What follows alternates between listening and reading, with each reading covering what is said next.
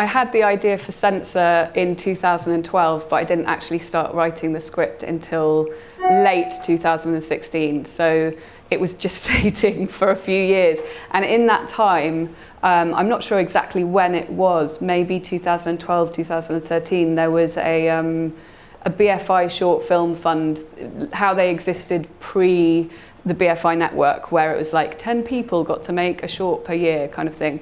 And I was like researching for Censor and thinking about the Video Nasty era, and I wanted to make a short film that would almost be like another story that was happening across town around the same time. So it wasn't kind of exactly a proof of concept, but it was attached in that I would be able to kind of explore the world of the feature film and some of the techniques and things. And I thought, I'll put this in for the BFI Short Film Fund, and then we'll get the funding, and then they'll fund the feature and da-da.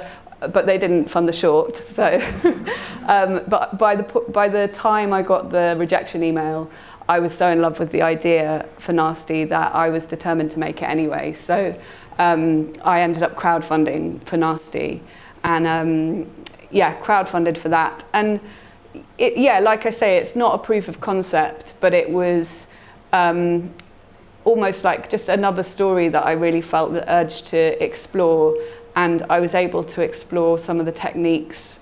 There's certain visual effects and kind of the color journey of the film, and we shot on 16mm, we shot Nasty on 16mm, and I think having done those things, it meant that when we came to making the feature, I was able to go, look, this is what I'm talking about, or yes, I've done it before, to the execs and the people with money.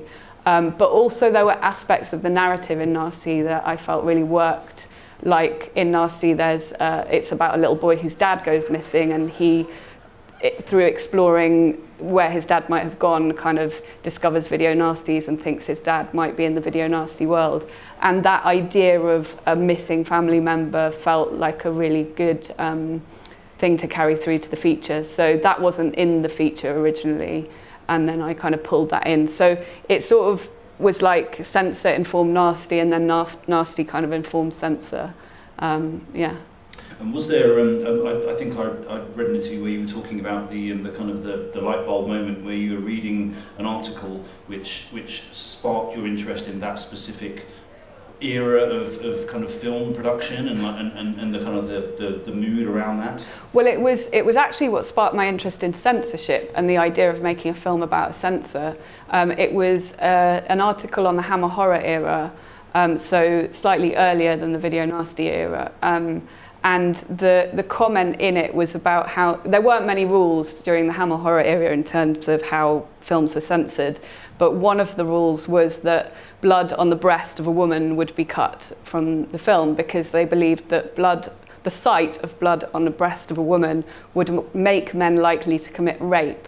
And I was like, oh, okay, it's that simple, is it? And I just thought, well, surely lots of the film censors were male, and I started to think about that kind of hypocrisy with censorship, that it's like, we can watch this. And actually James Furman, who was the head of the BBFC during the Video Nasty era, kind of pretty much said, like, we can watch this because we're educated, but if someone watches this in a council estate in Manchester, then they're going to go out and kill somebody, basically. So I was kind of interested in the idea of like exploring a film censor character who had some kind of like a dark conversation going on within themselves around if they believe so much in censorship that maybe they start to think that they're morally corrupt, or that, you know, and that was kind of the beginning. Like it developed a lot from that point.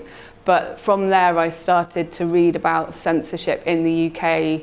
I got one of those like censorship through the ages books, and like went back to the beginning of time of censorship and kind of read through all the eras, and quickly landed in the Video Nasty era because it's such I mean, if you want to explore horror in terms of, you know, censorship, it's the richest period, and the UK had basically one of the most conservative reactions to VHS horror, whereby they ended up with this Video Nasty banned list that became a holy grail for anybody who wanted to be depraved and corrupted by a horror film. So I kind of was like, this is perfect, and I'm a child of the 80s, so it was like a no-brainer to land in that era.